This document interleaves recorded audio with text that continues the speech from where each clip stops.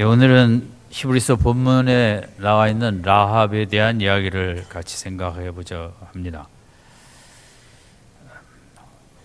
라합은 이제 성경에서 어떻게 보면 가장 밑바닥 인생을 살다가 믿음을 가지고 영적으로 보면 마태복음 1장 예수님의 족보에도 등장하게 되고, 또 라합의 후손으로 결국 다윗도 낳게 되는 구원의 역사 속에서는 또 가장 영광스러운 인생이 되어졌습니다. 그래서 이 라합은 이스라엘 사람에게 있어서 라합도 구원을 받고, 하나님을 믿으면 라합 같은 인생도 그렇게 귀한 인생을 만들어 주시는데 하물며 나는 더하지 않겠느냐 하는 최고로 위로받을 수 있는 근거, 내 인생이 아무리 부족하고 죄가 많고 하나님 앞에 부끄러워도 라합도 하나님께서 그 믿음에 큰 축복을 해주셨다면 내 인생도 더하면 더했지 덜 할 수 있겠느냐. 그래서 많은 사람들 앞에 라합을 생각하면 나도 믿음만 가지면 하나님의 큰 은혜와 복을 받을 수 있다 하는 그런 간증을 제거하게 된 참 귀한 인물입니다. 우리가 그런 수 있지 않습니까?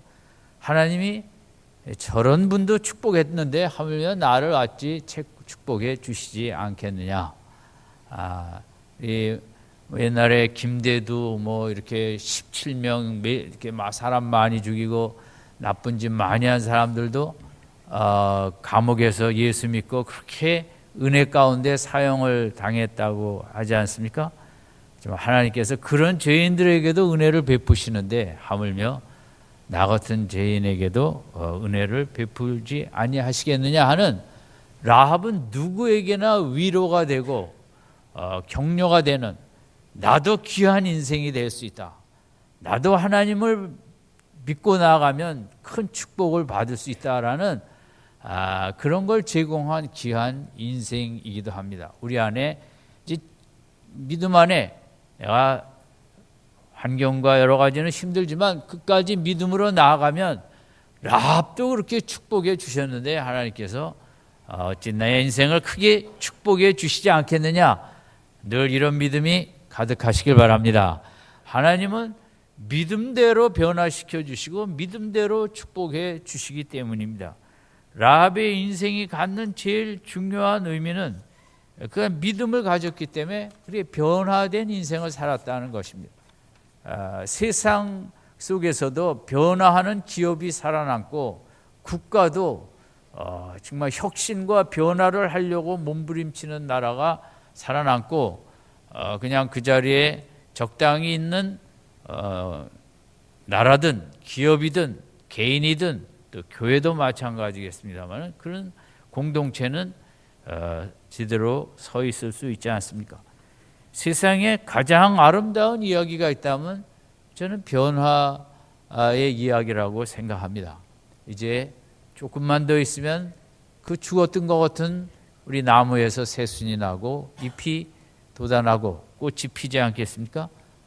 봄이 주는 그 변화의 위대한 모습, 어디서 이런 참 귀한 모습을 볼 수 있겠습니까? 애벌레가 네 번의 고치로서 변화를 겪다가 나비가 태어나는 그 변화의 모습, 정말 세상에 아름다운 모습이 많이 있지만 변화하는, 또 우리가 인생이 변화하는 그것이 스포츠를 하는 선수든 기업인이든 누구든 낙심했다가 다시 믿음을 갖고 새롭게 일어서 변화하는 모습들, 우리에게 가장 감동적인 이야기가 되어집니다. 오늘 라합이 이렇게 변화된 인생, 믿음으로 말미암아 변화가 되는 축복을 얻었는데 여러 과정을 우리가 생각해 보면 우리 여호수아 2장을 좀 피시고 같이 생각을 해보겠습니다. 여호수아 2장은 321페이지에 있습니다. 2장 10절을 같이 읽겠습니다. 시작. 이는 너희가 애굽에서 나올 때 여호와께서 너희 앞에서 홍해물을 마르게 하신 일과 너희가 요단 저편에 있는 아모리 사람의 두 왕 시온과 옥에게 행한 일, 곧 그들을 전멸시킨 일을 우리가 들었음이라. 믿음은 들음에서 옵니다. 세상적인 믿음도 어떤 정치가의 말을 들음으로써, 사기를 당하는 분도 그 대상자의 화려한 말을 들음에서 옵니다. 믿음은 듣다 보니 믿음이 생겨지고 우리가 좋은 일도 겪게 되지만 힘든 일도 겪게 됩니다. 로마서 10장 17절에 믿음은 들음에서 나며 들음은 그리스도의 말씀으로 말미암았느니라. 이 구절은 상당히 성경에서 우리가 제일 좋아하는 구절입니다. 믿음은 하나님에 대한 말씀을 자꾸 들음에서 나옵니다. 그래서 믿음이 이렇게 우리가 발전할 때는 이런저런 설교도 더 듣고 싶고 들은 설교도 또 듣고 싶고 저도 은혜 받을 때 그런 것 같습니다. 그 당시 어떤 목사님의 카세트 전집을 사다 그러니까 듣고 또 듣고 또 듣고 그렇게 그 듣는 설교를 듣는 게 그렇게 기쁘고 믿음이 막 생기는 것 같고 우리 믿음은 그렇게 그리스도의 말씀을 자꾸 하나님의 말씀을 듣고 그것이 설교를 통해서든 성경을 읽으면서든 말씀을 들으면서 우리의 믿음이 자라나게 되어지는 것입니다.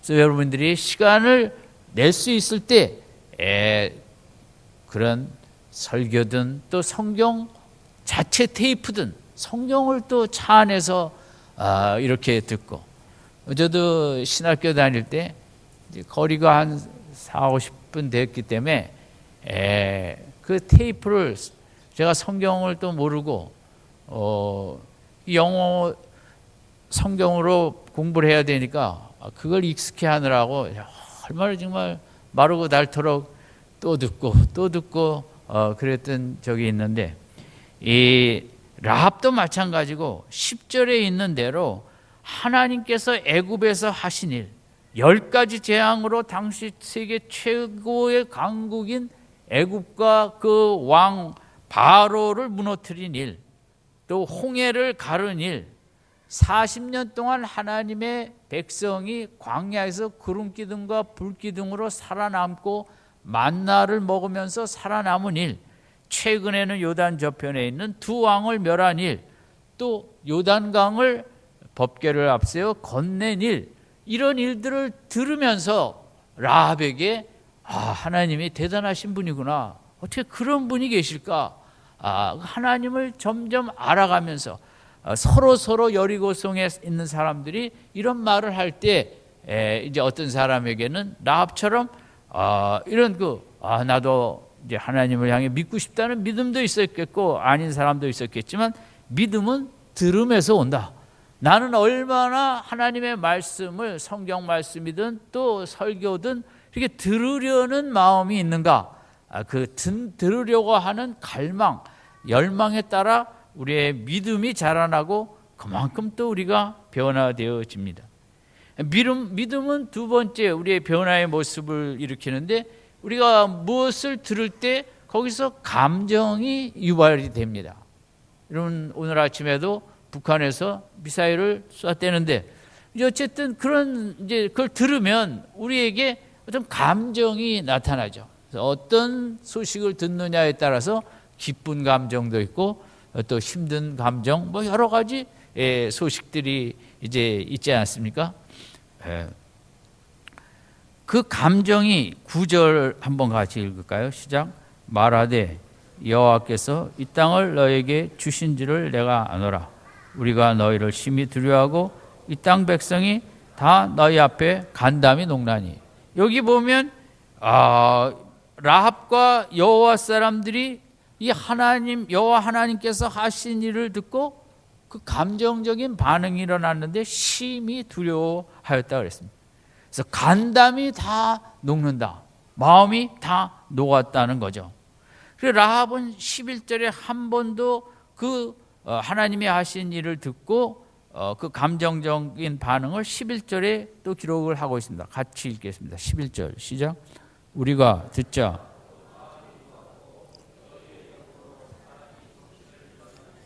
너희 하나님 여호와는 상천하지의 하나님이시라.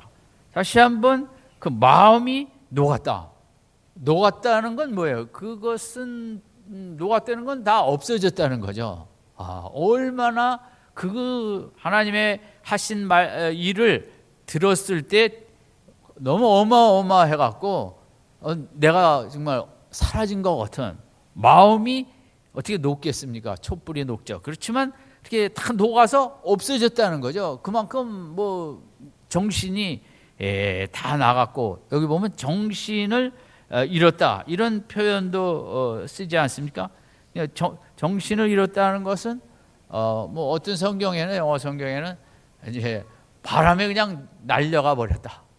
그냥 그 바람에 휘둥 내쳐버려져 갖고 의식을 잃었다는 거죠. 그런 이제 표현을, 감정의 표현을 했어요.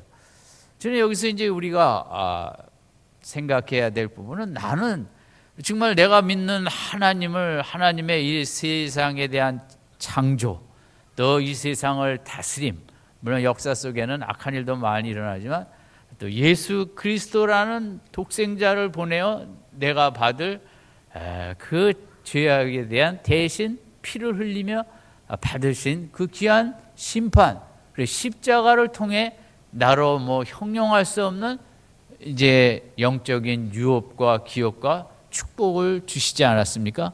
그러면 라합과 여리고 백성들은 이제 하나님이 하신 그 출애굽과 광야에서 하신 일을 듣고 11절에 그런 정말 감정적으로 뭐 세상에 이런 감정은 없겠죠. 우리가 살면서 정말 한두 번 있을까 말까 이런 감정인데, 그럼 나는 내가 받은 예수님의 십자가와 보혈로 인하여 이런 11절과 같은 감정적인 반응이 얼마나 나타나고 있는가, 이걸 한번 우리가 짚어봐야 돼요. 11절이 내가 예수님의 십자가 앞에서 이런 게 하나도 없다면 이제 아직 예수님과 구원과 기독교를 잘 모르고 있는 거죠. 잘 이제 알아가야겠죠. 이제 기독교의 핵심은 감동입니다.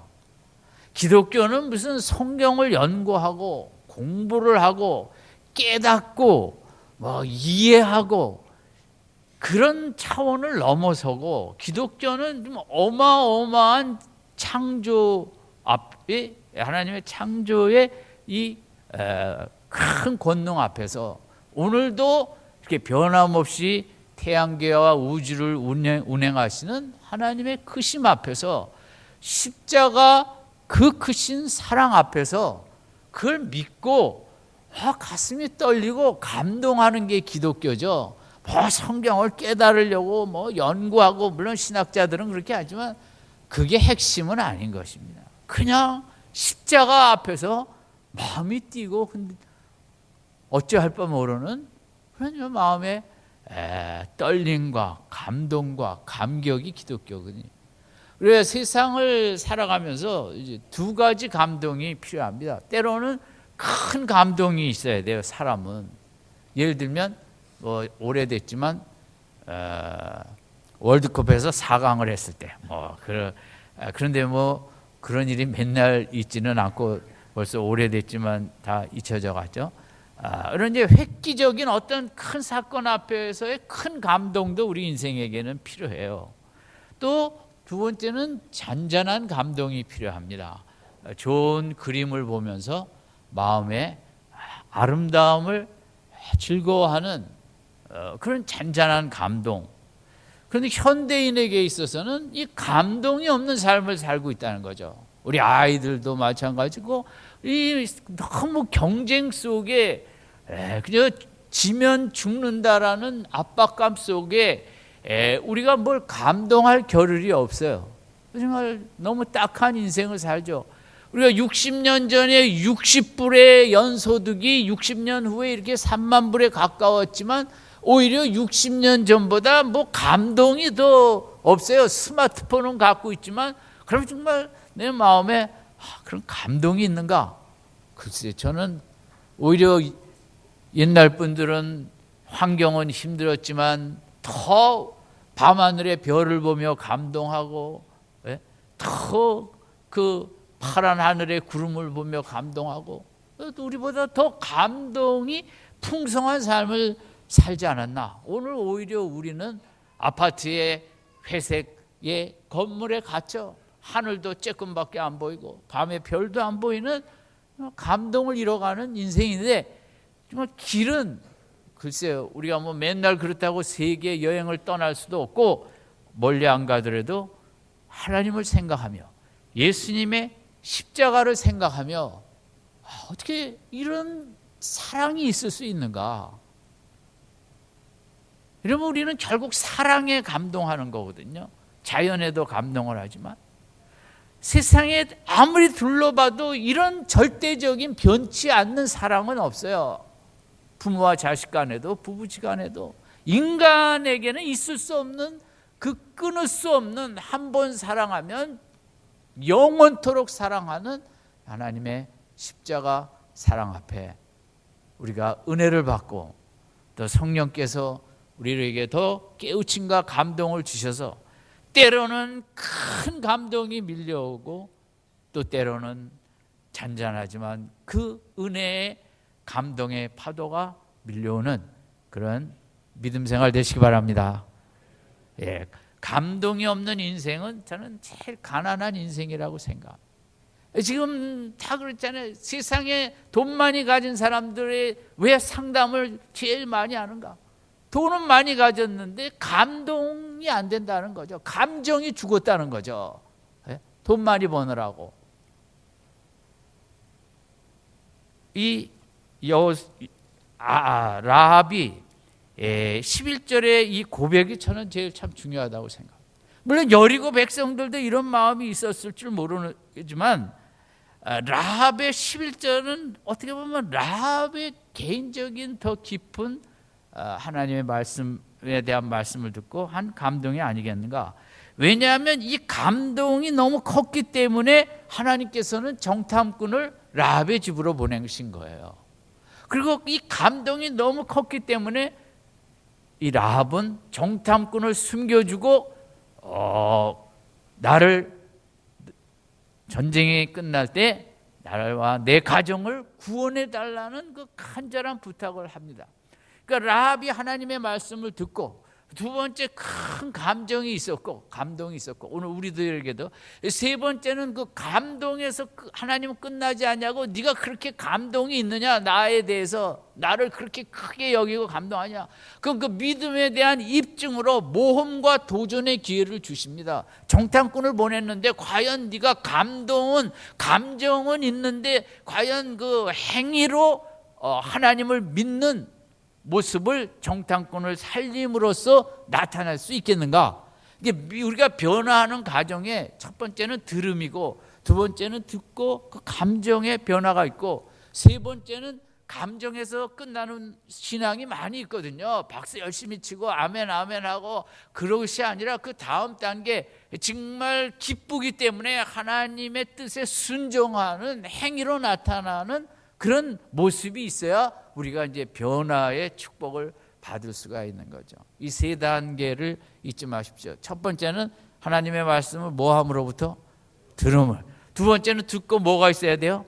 감정이 있어야 돼요. 감동이 끝이에요. 그냥 그저 울다가 기쁘게 하다가 그냥 교회에서만 신나다 가면 끝이 아니라 그 다음에 세 번째 단계는 하나님의 뜻을 뭐 해야 돼요? 순종하는 행위가 있어야 된다 이거죠. 라합처럼 그냥 기쁘기만 했는데 정탐꾼이 온 다음에 고발을 해버리든가 그러면 끝이죠. 그럼 진짜 은혜를 받고 기쁜 감정으로 그들을 목숨을 걸고 숨겨준 이 행동으로 까지 연결이 됐다는 거죠. 고기가 됐기 때문에, 그리고 붉은 줄을 끝까지 걸어 놓았기 때문에 왕에게 거짓말을 하면서까지 그 정탐꾼을 살려준 그런 행동이 있었기에 이제 그 큰 축복의 변화를 가지게 된 거죠. 뭐 오늘 우리에게, 저는 성도님들의 상황이 다 다르다고 생각합니다. 어떤 분에게는 하나님의 말씀을 좀 더 많이 들어야 될 그런 지금 위치에 있는 분도 있을 것입니다. 두 번째는 어떤 성도님들은 왜 내가 하나님의 말씀을 들으면서 이렇게 마음이 뛰지 않는가? 이 길만이 진리요 생명의 길이요, 이 길 아니면 죽는다고, 암 환자가 이 길 없으면, 이 의사 처방 없으면 죽는다고 그걸 붙잡는 것과 같은, 나는 왜 감동과 감정이 없는가? 하나님의 사랑 안에서. 어떤 분은, 어떤 성도님들은 지금 그것에 안타까워하는 분들이 있을 것입니다. 어떤 성도님들은 그 감정도 충만한데 이제 좀 더 내가 하나님의 뜻을 순종하는, 이게 내게 부족하다. 그럼 이제 각자의 그런 신앙의 모습 따라 사모해야 될, 우리가 은혜를 사모해야겠죠. 근데 이제 제가 본문에서 제일 중요하다고 생각하는 것은, 이제 다 11절 9절이 여리고 백성들이 같은 감정이었을 거예요. 하나님에 관한 말을 듣고. 근데 왜 하나님께서 라합의 집에서 정탐꾼을 보냈는가? 물론 그 기생의 집이니까 보냈겠지만, 그래도 어떻게 해서 라합이었는가? 하나님 왜 라합을 선택하셨는가? 이제 그 부분이에요. 다들 11절까지는 있었는데, 그렇게 두렵고 떨었는데 하나님께서 정탐꾼을 이제 라합의 집에 보냈다는 그 부분이 좀 더 생각해 보고자 하는 부분입니다. 저는 이 라합이 본문에 기록되어 있지 않고 이런 모습이 아니었을까 상상해 봅니다. 이런 하나님의 하나님 이제 홍해를 말리고 광야에서 40년을 백성을 생존케 하고 바로를 물리치게 이기게 하고 홍해를 가르게 하고, 이런 얘기를 들었을 때 이 라합의 마음에 첫 번째는 이왕 인생 사는 거 정말 그 여호와 하나님의 백성이 되고 싶다, 그런 마음이 상당히 많았을 거라고 생각합니다. 이왕 인생을 사는데 고대 사회에는 다 나라 종족마다 섬기는 신이 있지 않습니까? 나도 이왕 살아가는데 정말 강력하고 권능이 있고 세상에서 가장 힘이 크신 그런 신을 섬기고 싶다, 그런 신의 백성이 되고 싶다, 아마 이 마음이 강렬했을 거예요. 오늘도 나라마다 우리가 정말 강한 나라가 되기 위해서 대부분은 민주주의 사회니까 대통령을 뽑잖아요. 옛날에 보면 그 주군을 선택하러 다니잖아요. 내가 어떤 주군을 모시고 싶다. 그 고려 왕건의 드라마 속에서도 그 훌륭한 부하들이 그렇게 세상을 다니면서 어떤 주군을 섬겨야 되는데 어떤 주군이 가장 정말 훌륭한 주군인가 자기는 찾았는데 보니까 왕건 당신입니다 하고 앞으로 주군으로 모시겠습니다. 이제 그런 장면이 제가 늘 기억이 됩니다. 오늘도 우리도 마찬가지죠. 나라를 바로 세우기 위해서 이번 국회의원 선거든 또 앞으로 내년에 대통령 선거든 우리는 선거를 통해서 주군을 선택합니다. 이 나라를 잘 통치해 주시고 다스려 달라고. 그것을 잘 올바른 일꾼을 선택하는 나라는 잘 되고, 그런 그 현혹적인 파퓰러리즘이나 뭐 이런 잘못된 정책에 혼미해서 마음 뺏겨 잘못된 주군을 선택했다가는 뭐 그리스나 지금 뭐 많은 나라처럼 고생을 하고 그런 거 아닙니까? 마찬가지로 우리가 신앙 안에서도 여러 종교가 있는데, 저는 여러분 우리들에게 그것은 명확하게 내가 정말 어떤 신을 섬겨야 내가 귀한 인생이 되고 복된 인생이 되고 행복한 삶을 살 수 있는가? 여러분 아직도 하나님이 확실히 들어오지 아니하시면 불교도 좀 읽어보시고 공자도 읽어보시고 다 읽어봤더니 기독교의 여호와 하나님밖에는 없더라. 그런 정말 마음에 강한 확신을 가지고 내 인생을 이 하나님 앞에 올인하겠다. 하나님께 내 인생을 맡기겠다. 이 하나님밖에 내 인생을 책임질 리가 없다. 그런 단호한 하나님을 선택하는 그런 믿음 생활 되시기 바랍니다. 그 배너를 쓴 그 작가는 당시 인거설이라는 가장 그 무신론자의 대표적인 학자가 있었어요. 그 사람하고 얘기하면서 결국 이 많은 사람들이 정말 목매한 기독교에 다 정신을 빼앗겼는데 그 배너를 쓴 사람의 의도는 이 인류를 이 어리석은 기독교의 쇠사슬에서 벗겨주리라. 그래서 정말 기독교를 연구하다 보니까 세상에 쇠사슬을 벗기는 게 아니라 이 길밖에 없다. 그래서 쓴 것처럼 우리는 정말 그냥 대충 하나님이 아니라 성경을 통해서 그분이 얼마나 위대하신 분인가, 그걸 우리가 정말 마음에 깊이 알아가는 게 필요한데, 오늘 9절 11절 마지막에도 라합은 이렇게 했어요. 너희 하나님 여호와는 상천 하지의 하나님이시니라. 이건 뭐예요? 상천, 하늘과 땅 위의 하나님이시라는 거거든요. 고대 사회 사람들은 땅을 다스리는 건 하늘이고 그 하늘의 이런 모든 것을 다스리는 분은 하늘 더 위에 계신데 상천하지의 하나님이시라는 말은 그거거든요. 세상의 모든 것을 지으시고 다스리시고 통치하시는 이는 하나님밖에 없다는 거죠. 나는 정말 이런 하나님을 섬기고 싶다. 이런 하나님의 백성이 되고 싶다. 난 이렇게 이 하나님 앞에 여리고의 운명은 죽는 길밖에 없는데, 세상에 여리고의 당시 사람들은 어쩌나 이렇게 하면 어쩌나 이렇게 되면 혹시 우리가 죽는 거 아니야 이렇게 망설이고 있을 때 라합만은 달랐다고 생각합니다. 나는 정말 기생으로 가장 손가락질 받는 인생을 살았지만 그래도 나는 새 출발하고 싶다. 나는 그냥 죽고 싶지 않다. 정말 다 살고 싶다. 그 여호와 살아서 그런 여호와 하나님을 섬기고 그런 강력한 세상을 꼼짝 못하게 하고 손안에 다스리시는 그런 하나님의 백성으로 한번 살다 죽고 싶다는 그 절박함이, 간절함이 강했기 때문에 하나님께서 정탐꾼을 보내시지 않았나 그렇게 생각합니다. 하나님은 절박한 갈망이 없는 자에게 그렇게 은혜를 주시지는 않거든요.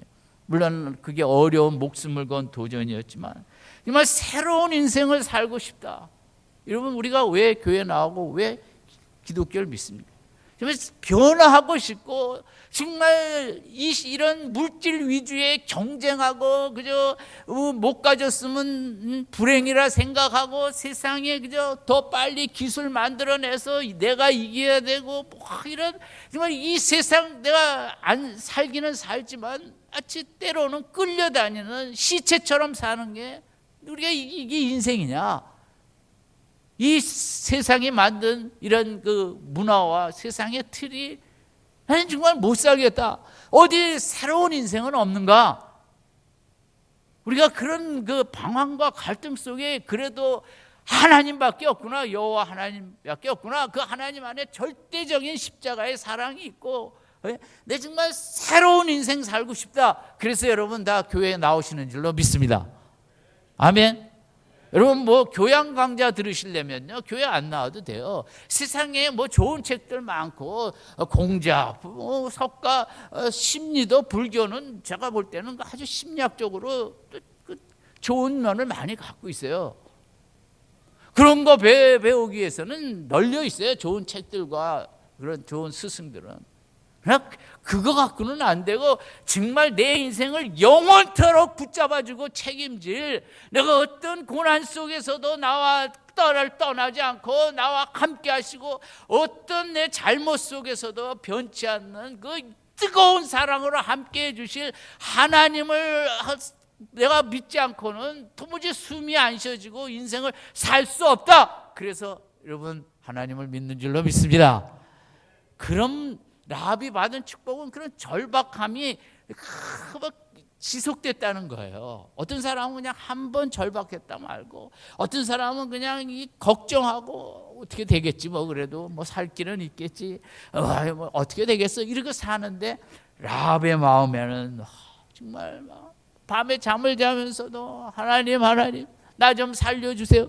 나는 여리고성에서 가장 죄 많은 인생이고 내가 정말 다른 인생 앞에 손가락질밖에 받을 수 없는 인생이지만 저도 하나님의 백성이 돼서 새로운 출발, 새로운 인생, 새 생명을 좀 누리고 싶습니다.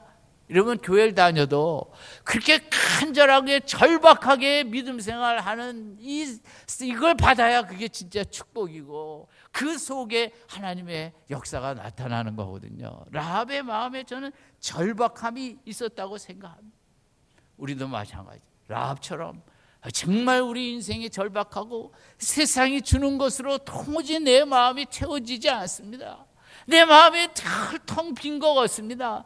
정말 하나님 내 속을 내 속에 임재하여 주시고 채워 주시옵소서. 일을 하면서도 하나님 찾고 밤에 잠을 자면서도 하나님을 찾고 도대체 나는 왜 이렇게 늘 마음이 배가 고픕니까? 마음이 허기지고 마음이 텅 비고 포만감이 없고 늘 절박한 그런 모습으로 사는 게 이제 영적으로도 가장 큰 축복인 줄로 믿습니다. 사람이 허기가 배고픔에 두 가지가 있는데 신체적인 허기가 있습니다. 진짜 못 먹어서 느끼는 배고픔이 있고 두 번째는 정서적인 허기가 있습니다. 괜히 배가 고픈 겁니다. 1시간 전에 먹었는데도.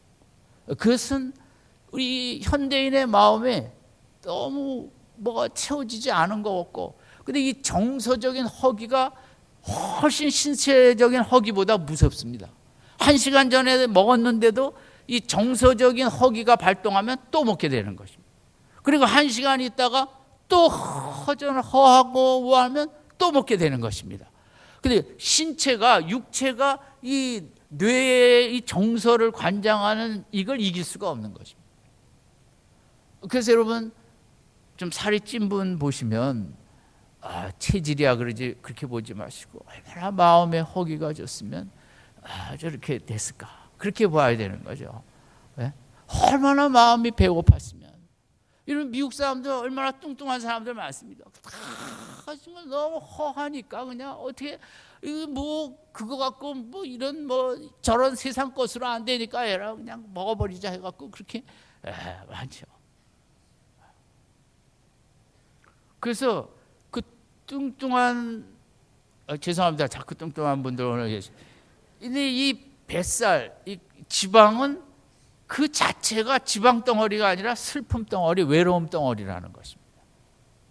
여러분 자녀 중에 남편 중에 배가 좀 나오셨습니까? 그 살이 아니라 외로움에 이렇게 튀어나온 것입니다. 뭔가 채워지지 않아.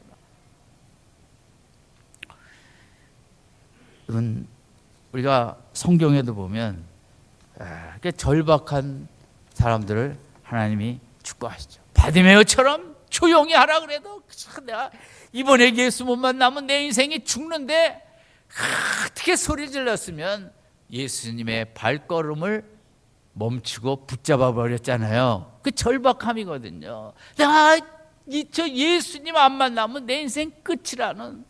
우리가 하루를 살더라도 정말 축복된 모습은 어저께 은혜 받은 거는 이제 생각할 필요 없어요. 이 한날도 아침을 시작하면서 정말 주님이 내 속에 하루 종일 충만히 임재하시면 나는 죽습니다. 바디메오가 그렇게 내 속에 예수를 찾으면서 내 곁으로 끌어당기듯이 아침마다 주님을 끌어당겨 내 속에 가득 채워 주님이 주관하는 그런 한날 한날 살아갈 수 있는 축복이 있길 바랍니다. 가나안 여인이 솔로몬이 왕이 된 후에 그 1,000번째는 늘 말씀드리지만 얼마나 정말 절박했으면 도대체 마음이 허한데 근데 솔로몬이 똑똑한 거는 먹는 거로 해결하지 않고 가서 제단을 쌓으면서 여러분 우리가 지금 환경이 어렵고 우리나라 경제적인 이 여건이 얼마나 힘든 것 우리가 잘 알고 있습니다. 그럼에도 불구하고 이럴 때 우리가 솔로몬을 생각하며 정말 기도로 메어 달리고 1,000번째로 뭐로 메어 달리면 거기는 어마어마한 길이 열릴 줄로 믿습니다. 우리가 환경만 탓하는 그것은 세상 사람이 하는 일이요. 우리는 그렇지 않죠. 뭐 요나처럼 고래 뱃속에 들어갔어도 잘못했지만 뻔뻔하지만 거기서도 절박한 마음으로 기도하면 하나님은 요나를 살린 것처럼 오늘 내 모습이 아무리 부족하고 하나님 앞에 부끄러운 게 많아도 그래도 오늘이라도 또 무릎 꿇고 하나님 앞에 나아가면 하나님께서 길을 열어주실 줄로 믿습니다. 모세 부모가 끝까지 살려보려고 감췄다가 그렇게 갈대 상자를 최선을 다해 만들었으니까 공주가 그걸 갖고 갔지. 갈대 상자를 그냥 대충 죽겠으면 죽고 말겠으면 말라고 그냥 엉성하게 했으면 그게 공주가 데려갔겠습니까? 요즘 같은 디자인 시대에 그런 똥차 보고 누가 그걸 갖고 가겠습니까? 어떤 정말 석유를 해서 돈 많이 번 분이 모세의 그 갈대 상자에 그 역청으로 바른 것, 그 역청이 그게 석유 성분이랍니다. 거기서 나온답니다. 그래서 나일강 근처 추적해서 어딘지 모르지만 그걸 파갖고 어마어마한 미국의 석유 회사, 우리가 이게 절박한 가운데 길이 어떨 때는 그렇게 성경에도 힌트가 있어서 어떤 분은 그렇게 하지 않습니까? 그러면 저는 정말 라합의 11절 이게 우리가 받아야 될 축복이다. 우리가 뭐 어떻게 하게 뭘 주시옵소서 이게 아니라 우리가 11절 하나님의 십자가에 감동하고 어떻게 나 같은 자를 십자가의 은혜 안에 하나님께서 이끄셨습니까? 십자가를 감격하고 감동하고 우리가 이렇게 한다면 길은 하나님이 열어주시는 줄로 믿습니다.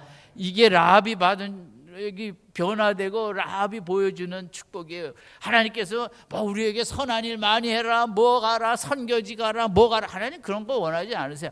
정말 하나님에 대해 마음이 열리고 하나님이 우리를 향해 주신 그 십자가 하나만 가지고도 나는 얼마든지 행복한 인생을 살 수 있다고 기뻐하고 눈물 흘리고 사랑하고 십자가를 찬양하고 그런 11절에 이런 정말 우리 속에 절박한 기쁨의 감정이 충만한 것, 이게 라합이 받은 축복이고 또 오늘 우리들이 이게 없다면 이 축복을 우리가 사모해야겠고,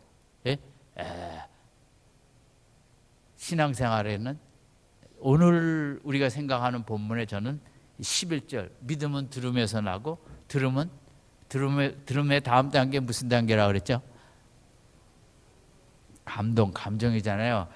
지금 하도 명절 때 많이 드셔갖고 지금 조시느라고 다시 한번 묻습니다. 믿음은 어디서 와요? 듣다 보면 뭐가 생겨요? 감동이 있어야 돼요. 감동이 많은 믿음 생활하게 하여 주시옵소서. 그 하나님이 기뻐하십니다. 어떻게 이러면 내가 그렇게 아들을 십자가에 보내서 인류를 위해 그 피를 흘리게 하셨는데 그것을 귀하게 여기는 것은 하나님을 그렇게 귀하게 여기는 거거든요. 하나님이 하신 일을 그렇게 귀하게 여기고 기뻐하고 어떻게 나 같은 자에게 이런 은혜를 주셨냐고 제일 오늘 라합을 통해서 11절의 감정 이게 정말 귀한 축복이다. 이것 때문에 이러면 감정이 충만하면 사람이 이렇게 또 변화되어지고 순종 뜻에도 목숨을 걸고 순종하게 되는 거거든요. 아무쪼록 우리 믿음 생활에 11절의 축복이 늘 지속되길 바랍니다. 나도 30년 전에 이랬지. 그거는 아무 소용이 없습니다. 오늘이라는 시간에 늘 11절 하나님이 하신 일에 대해 마음이 열려 어찌할 줄 모르고 기뻐하고 감사하고 마음에 눈물이 흐르는 이것이 우리가 라합에게서 배워야 될 또 정말 가져야 될 귀한 축복이고 이런 감동으로 명절 테러를 명절 축제로 만드시고 기쁨으로 돌아오시기 바랍니다. 기도하겠습니다.